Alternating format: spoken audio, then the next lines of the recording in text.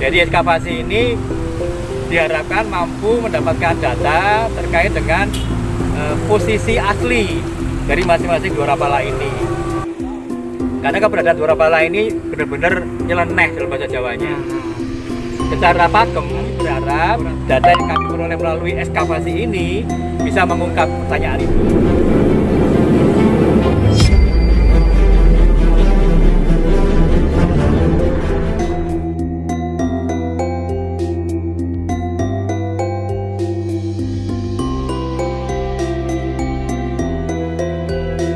Assalamualaikum warahmatullahi wabarakatuh. Saat ini saya berada di area pelataran Arca Dwi Rapala, Singosari, Kabupaten Malang, yang mana saat ini menjadi perhatian Balai Cagar Budaya Jawa Timur. Pada saat ini tim arkeologi telah melakukan ekskavasi pada Arca Dwi Rapala untuk mengetahui misteri bergesernya posisi arca tersebut. Berikut suasana ekskavasi dan penuturan salah satu tim ekskavasi yang kami lakukan di bawah program dari BPJP Jawa Timur di lokasi dua rapala yang di Singosari ini. Yang pertama adalah untuk mendapatkan data terkait dengan keberadaan dari sepasang dua rapala ini. Mengapa itu kita lakukan? Karena posisi dua rapala ini terhadap struktur batu yang ada di sebelahnya itu menimbulkan pertanyaan. Rapala sebelah utara itu ternyata berada di sebelah timur dari struktur batu, sedangkan dua rapala sebelah selatan itu berada di sebelah barat dari struktur batu. Jadi ekskavasi ini diharapkan mampu mendapatkan data terkait dengan posisi asli dari masing-masing dua rapala ini. Apakah dia harus berada di sebelah barat struktur batu atau sebelah timur struktur batu yang ada itu. Karena keberadaan dua rapala ini benar-benar nyeleneh dalam bahasa Jawanya. Secara pakem, dua rapala itu bisa berhadapan dan berada di depan gapura, atau dia menghadap pada satu titik yang sama tapi juga berada di depan gapura. Nah, itu karena itu kami berharap data yang kami peroleh melalui ekskavasi ini bisa mengungkap pertanyaan itu. Artinya, mau tidak mau, di ujung dari ekskavasi ini akan terkuak posisi yang merupakan data akurat. Seharusnya dua rapala itu ada di sebelah mana dari struktur batu yang ada. Nah, itu nanti sebenarnya tugas dari para peneliti nantinya. Tapi tugas kami adalah mengungkapkan data itu. Karena data ini selama ini kan terpendam di tanah. Prof, artinya nanti yang mau dijadikan kunci pedomannya yang mana, Prof? Artinya kan kalau dua-duanya dalam posisi yang berubah posisi seperti itu gimana? Nah, justru memang kami mengharapkan dari hasil ekskavasi struktur batunya, baik pada bagian bawah dari dua rapala, kita ingin mendapatkan data konkretnya. Karena kalau bicara besarnya ukuran dua rapala, rasanya nggak mungkin kalau dia hanya ditempatkan pada lapisan tanah biasa. Tentu dalam kurun waktu tertentu dia akan ambles ya. Nah, dari sini kita menduga di bawah dua rapala itu tentunya dulu disiapkan adanya pengerasan. Tidak harus fondasi, tapi pengerasan. Dan ternyata pada dua rapala di utara ini, di bagian bawah kita coba buka kotak galian, kita mendapatkan tanah yang dikeraskan. Ada pemadatan atau pengerasan di situ. Tidak ada struktur batu yang menopangnya. Nah, itu kita data dulu. Sementara dua rapala di sebelah selatan itu sudah mengalami perpindahan. Kalau berdasarkan foto Dinas Purbakala Hindia Belanda dulu, dua rapala sebelah selatan itu pernah terbenam sampai di bagian dada. Jadi kira-kira 90 cm terbenam. Sekarang dia diangkat pada posisi di atas permukaan tanah dengan adanya tambahan bantalan untuk dua rapala setinggi 160 cm.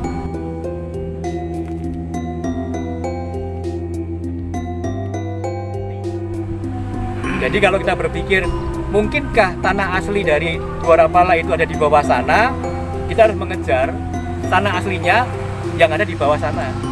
Jadi kotak galian kita memang rata-rata lebih dari 1 meter kedalamannya untuk mendapatkan lapisan asli atau myvel dari tanah pada waktu itu.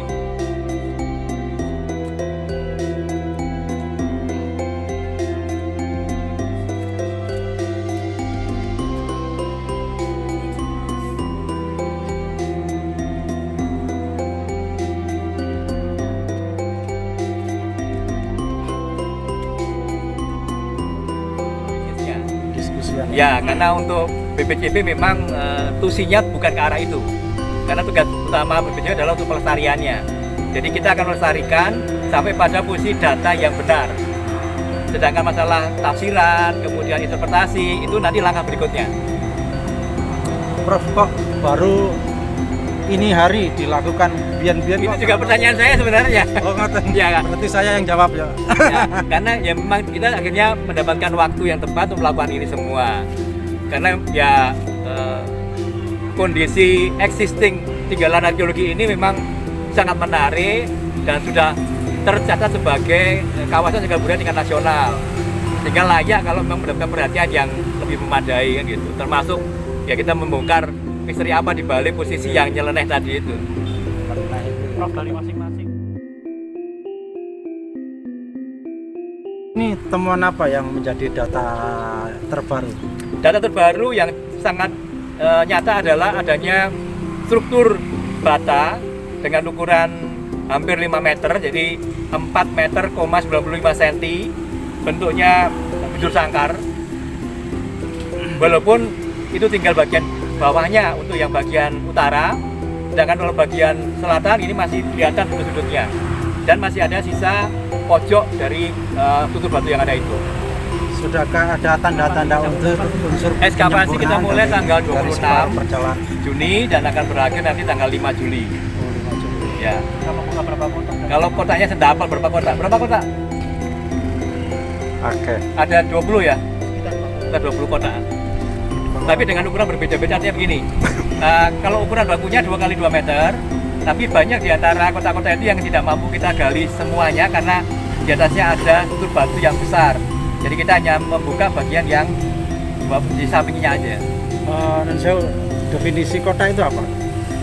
Kotak galian maksudnya. Ya. Peta ya. Ya, peta. Ada berapa peta berarti yang di sketsa saat ini? Banyak sebenarnya sih, karena kita melakukan prediksi. Jadi kalau kotak yang kita siapkan ternyata belum mencapai tujuan kita lebarkan lagi. Sepanjang waktu kita masih memungkinkan. Kalau selama Ekskavasi. temuan apa yang diperoleh?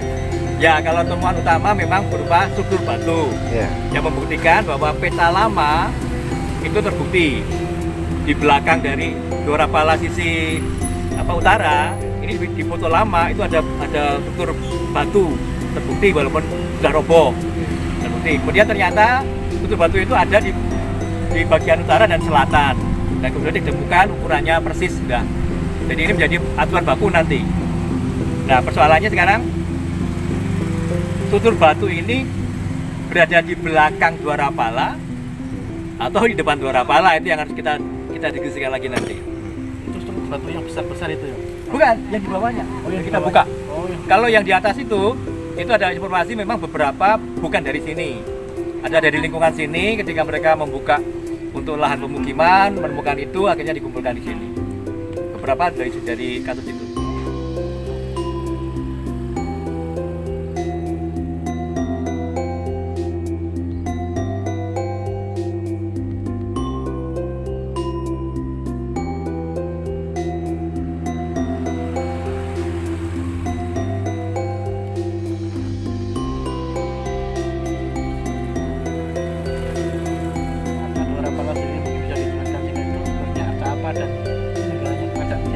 Ini 2 SKS ini. Terlalu panjang mungkin Ya. Secara besar. Dora Pala itu kan penyebutan ya. Jadi terdiri dari terbang. Jadi ada 2 kata. Duara yang berarti jalan, kemudian pala berarti menjaga. Kalau digabung jadi penjaga jalan. Gitu. Ukurannya bisa macam-macam, mulai dari yang kecil hanya sekilan sampai sekitar 3 meter lebih ini.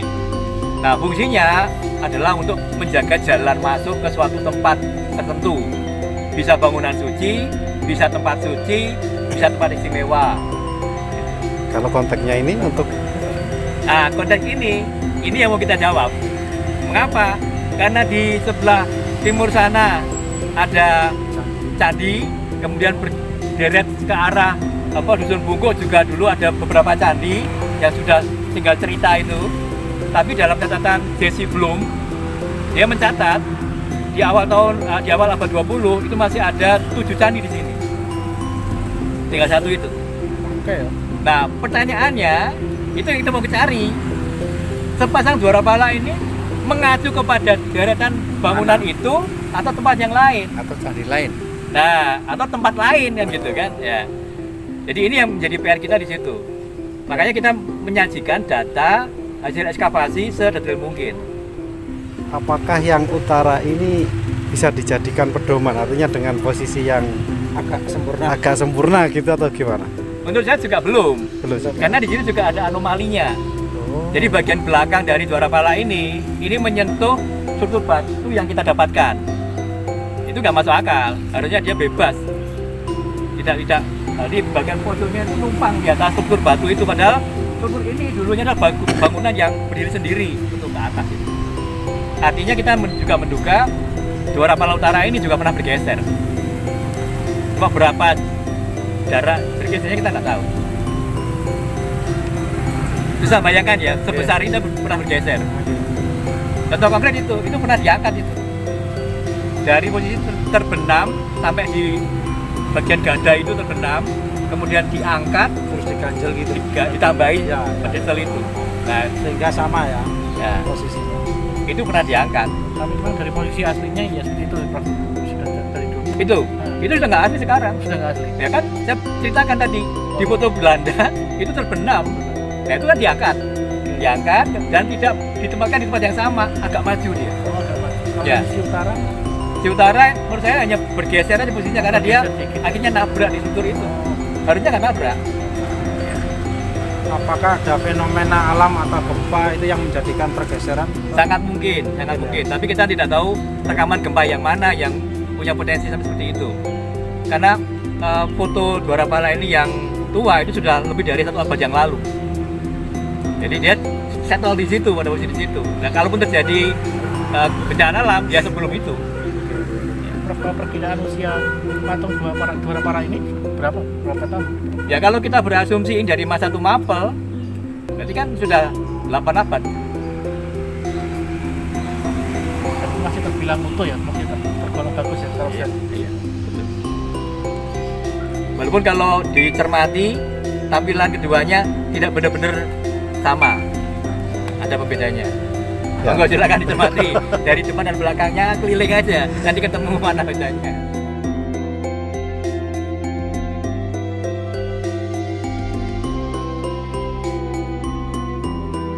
Data ekskavasi hari ini nanti akan kita kombinasikan dengan data dari ekskavasi Pusat Penelitian Arkeologi Nasional yang juga dilakukan di beberapa titik di sini, termasuk sampai ke daerah bagian barat sana. Nah, data itu nanti kita akan jadikan kajian secara khusus nanti. Karena itu kata kuncinya harus bermula dari sini dulu. Apakah kita akan condong perhatikan candi itu yang jaraknya 300 meter dari sini, atau kita akan condong ke arah barat sana yang di sana juga banyak potensi tinggalan arkeologinya. Mungkin pernah dengar bahwa di sana ada makam kadipaten itu, dan setiap kali orang menggali untuk mengubur jenazah itu sering menemukan tutur bata. Kemudian juga ada beberapa andesit di situ. Keramik juga banyak sekali di sana. Nah, ini kan sebenarnya data yang harus kita olah lagi. Jadi menurut saya memang saya pribadi belum bisa klaim arah hadap yang benar yang mana. Gitu, dengan ekskavasi kita mengharapkan dapat data untuk menuju ke arah sana. Di sana juga kita harus punya bukti kalau dia di depan sana, dukungannya apa? Gitu. Itu yang kita cari dengan ekskavasi ini. Karena kalau orang zaman dulu aja mampu mendatangkan batu sebesar itu dari tempat lain ke sini, masa orang modern nggak bisa geser ke sana? Jarine Kan? gawe jin, Pak. Enggak. Kalau ngomong jin sampai sekarang orang juga suka pakai jin, apalagi tuyul.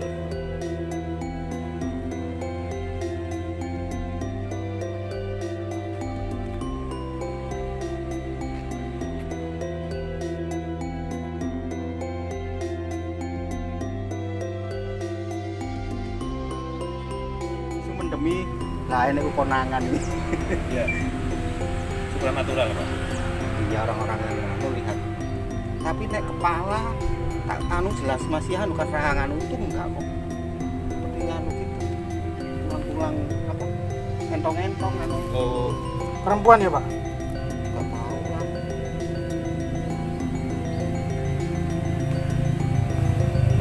Baik, bukan pecah. Nah, tapi nek cara anu ini yang lebih pasti. tepatan. Ayam untuk Agak-agak bengkong juga, agak goyang apa ya.